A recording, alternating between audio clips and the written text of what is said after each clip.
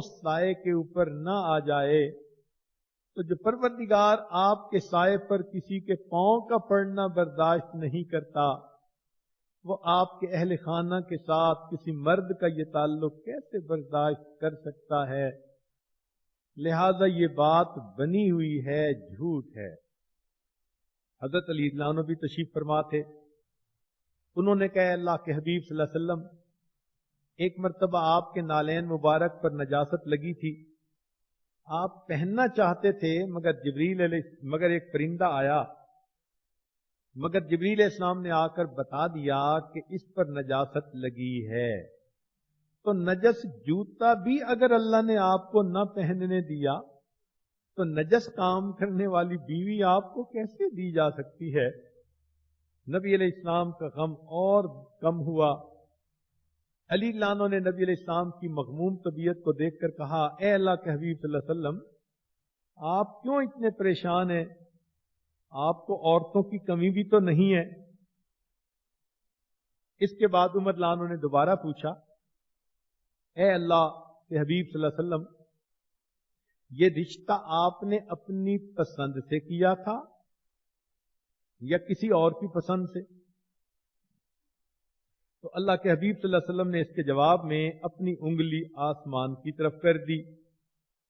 तो जब ये बात कही तो उमर लानो जवाब देने लगे, ए अल्लाह के हबीब सल्लल्लाहु अलैहि वसल्लम, अगर ये फैसला अल्लाह का था, उनकी चॉइस थी कि ये आपकी बीवी हैं, तो फिर मेरी तलवार को आप रोके नहीं, मैं इन लोगों से अकेला निमट लूंगा।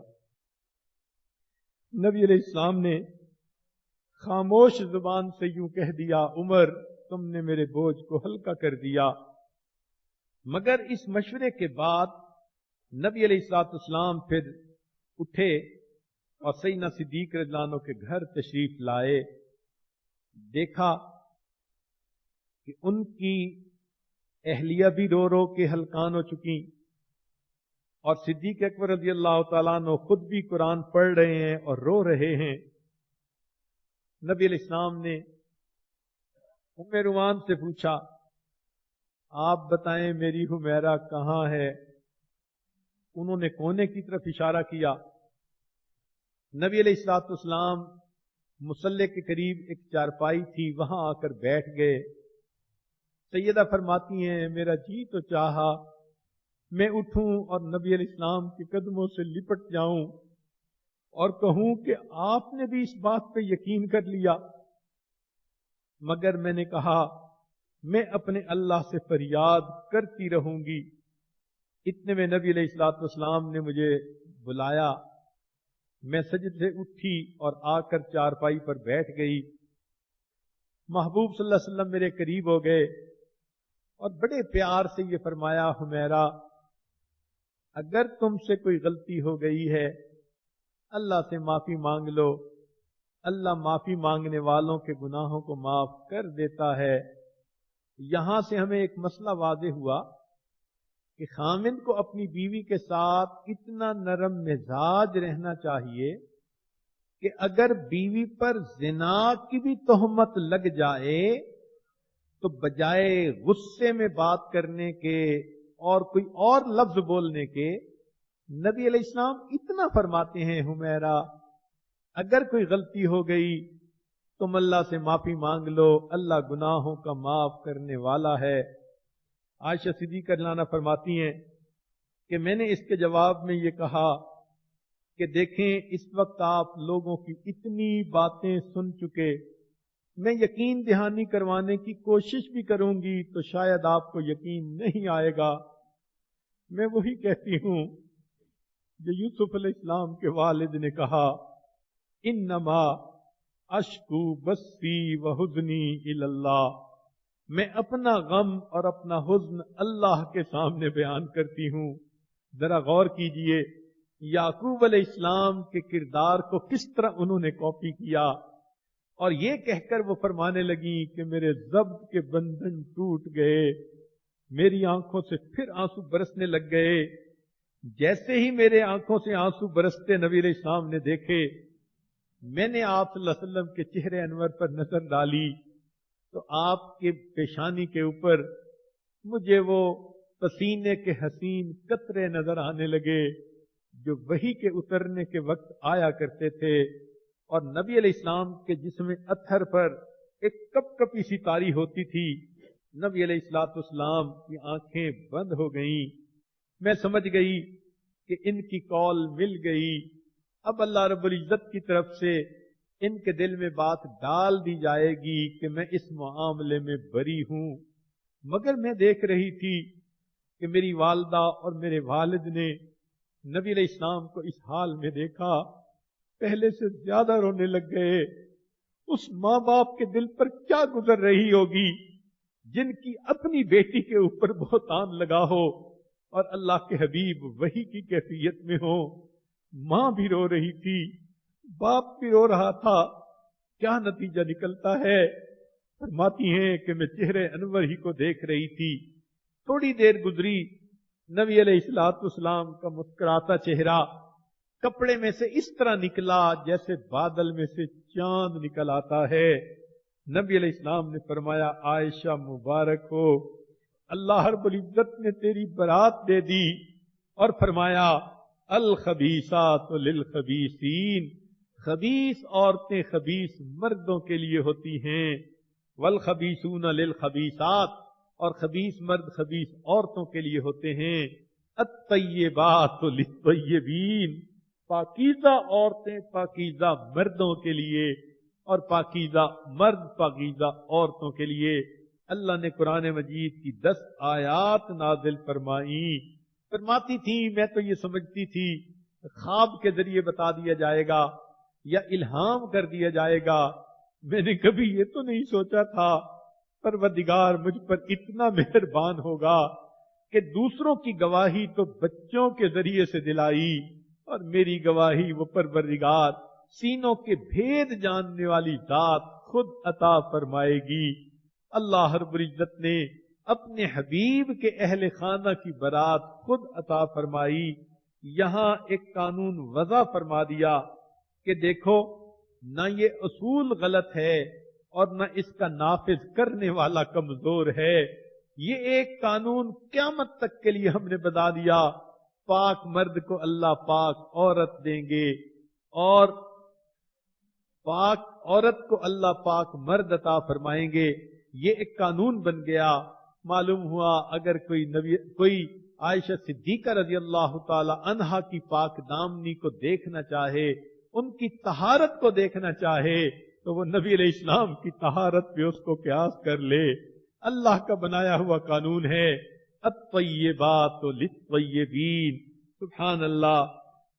چنانچہ نبی علیہ السلام جب یہ بتا چکے تو اس وقت صدیق اکبرانو بھی بہت خوش ہوئے، ان کی اہلیہ بھی خوش ہوئیں۔ ان کی اہلیہ فرماتی ہیں اپنی بیٹی کو کہ بیٹی اٹھو، نبی علیہ السلام کا شکر ادا کرو۔ فرماتی ہیں کہ میں نے کہا میں پہلے اس ذات کا شکر ادا کروں گی جس پروردگار نے میری برات عطا فرمائی۔ رب کریم میری راتیں روتے گزر گئیں۔ جواب میں فرما دیا الا لہم مغفرۃ و اجر عظیم۔ چنانچہ یہ ارشاد فرما دیا میری حمیرہ، تیرا محبوب تجھ سے کبھی جدا نہیں ہوگا۔ یہ منافق چاہتے تھے کہ تم کو جدا کر دیں، لیکن میں نے برات دے کر فیصلہ کر دیا کہ اب میرا محبوب آپ سے کبھی جدا نہیں ہوگا، بلکہ اس کا وصال ہوگا تو تیری گود میں، بسیرا ہوگا تو تیرے حجرے میں، قیامت کا دن ہوگا تو محبوب کی انگلی پکڑ کر میرے سامنے پیش ہوگی۔ سبحان اللہ، یہ اللہ رب العزت کی طرف سے کتنی رحمت کا معاملہ تھا۔ کہنے والے نے کہا تیری پاکیزگی پہ نطق فطرت نے شہادت دی، تجھے عظمت عطا کی، عافیت بخشی، فضیلت دی۔ خدائے لم یزل کو بارہا، خدائے لم یزل کا بارہا تجھ کو سلام آیا۔ مبارک ہیں وہ لب جن پر ازل سے تیرا نام آیا۔ رسول اللہ نے رکھا ہے صدیق کا لقب تیرا، فقط فرشی نہیں عرشی بھی کرتے ہیں ادب تیرا۔ شرف تیرے دوپٹے نے یہ جنگ بدر میں پایا، اسے پرچم بنا کر رحمت عالم نے لہرایا۔ تیرا حجرہ امین خاص ہے ذات رسالت کا، فرش پر ہو کے بھی ٹکڑا ہے وہ باغ جنت کا، اسی میں رحمت للعالمین رہتے تھے رہتے ہیں، تیرا حجرہ ہے جس کو گنبد خضرا بھی کہتے ہیں، شفاعت کی تیرے رحمت قدا سے ابتدا ہوگی، اسی پر امتوں کی مغفرت کی انتہا ہوگی۔ اللہ رب العزت کی طرف سے مہربانیاں دیکھیے کہ ایک قانون بنا دیا قیامت تک کے لیے، پاکیزہ عورت ہوگی، اللہ پاکیزہ خامد عطا فرمائیں گے، پاکیزہ خامد ہوگا، اللہ پاکیزہ بیوی عطا فرمائیں گے۔ سورہ یوسف کے سارے مضمون کو ذہن میں رکھ کر اور آج اس واقعہ عفق کے مضمون کو سامنے رکھ کر آپ اپنی زندگیوں پر نظر دوڑائیے۔ کتنی عورتیں ہیں اپنی نگاہیں پاک نہیں، اپنی سوچیں غلط ہوتی ہیں، بہتان اپنے خامد پر لگاتی ہیں، وہ باہر وقت لگاتا ہے، ہم میں دلچسپی نہیں رکھتا، یہ کیوں نہیں سوچتی میں بھی تو خبیثات میں سے ہوں، میں بھی تو سیل فون پہ باتیں کرتی ہوں، میسجز آتے جاتے ہیں، میں بھی تو غیر محرم مرد کے بارے میں دل کے اندر کیسی فیلنگز رکھتی ہوں، جو میں کہہ رہی ہوں عدل کا بدلہ اللہ کا بنایا ہوا قانون ہے، مجھے سب کچھ وہی مل رہا ہے۔ آج کوئی اگر نوجوان بچی یہ چاہتی ہے اللہ اسے ایسا خامن دے، محبت کرنے والا ہو، اور وہ سارا کا سارا اپنی بیوی ہی کے لیے ہو، تو اس کو چاہیے وہ اپنے آپ کو غیر محرم مرد سے 100% محفوظ کر لے۔ اللہ کا یہ بنایا ہوا قانون ہے، ہمیشہ اس کو سچ پائیں گے، یہ کسی بندے کی بات نہیں، یہ پروردگار کی بات ہے۔ خبیث عورتوں کو خبیث مرد ملیں گے اور خبیث مردوں کو خبیث عورتیں ملیں گی۔ آج کی اس مجلس میں ہم اپنی زندگی کے پچھلے گناہوں پہ سچی توبہ کر کے اللہ سے یہ معافی مانگ لیں۔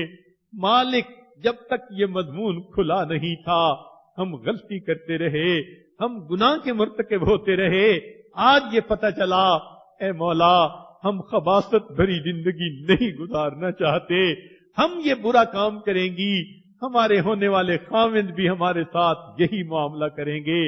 آج ہم پاکیزہ زندگی کی ابتدا کرتی ہیں۔ اے اللہ ساری زندگی کے رونے سے یہ بہتر ہے ابھی اپنے گناہوں پر رو لیں، اور آئندہ اللہ رب العزت ہمیں پاکیزہ زندگی عطا فرمائے۔ دعا ہے اللہ تعالی ہمیں حیا اور پاک دامنی کی زندگی نصیب فرمائے، اور قیامت کے دن ہم پر اپنی خصوصی رحمت کی چادر عطا فرمائے۔ وآخر دعوانا ان الحمد للہ رب العالمین۔ وقت کی کمی کی وجہ سے ابھی ہم دعا کریں گے۔ عورتوں کی خدمت میں گزارش ہے کہ اللہ رب العزت کی طرف متوجہ ہو جائیں اور اپنے اللہ سے جی بھر کر مانگیں۔ وَلِلَّهِ الْأَسْمَاءُ الْحُسْنَى فَادْعُوهُ بِهَا۔ اللہ تعالیٰ فرماتے ہیں کہ اللہ تعالیٰ کے پیارے پیارے نام ہیں، تم ان ناموں کے واسطے سے مانگو۔ تو آج کی دعا ہم اسماء الحسنہ کے ساتھ مانگیں گے، کیونکہ عورتوں کا مجمع ایک الگ جگہ پر ہے جہاں سب عورتیں ہی ہیں، اس لیے یہ عاجز پڑھے گا الرحمن یا اللہ، تو آپ سب یہ سنیں گی اور اس کے بعد خود کہیں گی یا اللہ۔ آپ نے صرف یہ لفظ کہتے رہنے ہیں یا اللہ یا اللہ۔ اس کی مثال یوں سمجھیں کہ بچہ جب روتا ہے اور امی امی امی پکارتا ہے تو ماں کا دل تڑپ جاتا ہے، وہ بچے کو سینے سے لگا لیتی ہے۔ جب آپ آج یا اللہ یا اللہ یا اللہ پکاریں گی، اللہ کو بھی رحمت جو ہے ترس آئے گا، اور اللہ تعالیٰ آپ کے اوپر بھی رحمت کی بارش برسائیں گے۔ لہذا ارد گرد سے ہٹ کٹ کے بس آج اپنی تار اللہ سے جوڑ کے اللہ کو منا لیجئے۔ ویسے بھی 29 رمضان کا دن ہے اور عورتوں کی اس سال کی یہ آخری محفل ہے، آئندہ سال کوئی نہیں جانتا کیا ہوگا، لہذا اس وقت کو غنیمت سمجھ کے آج اپنے اللہ کو منا لیجئے۔ اور ایک نئی پاک دامنی کی زندگی کا دل میں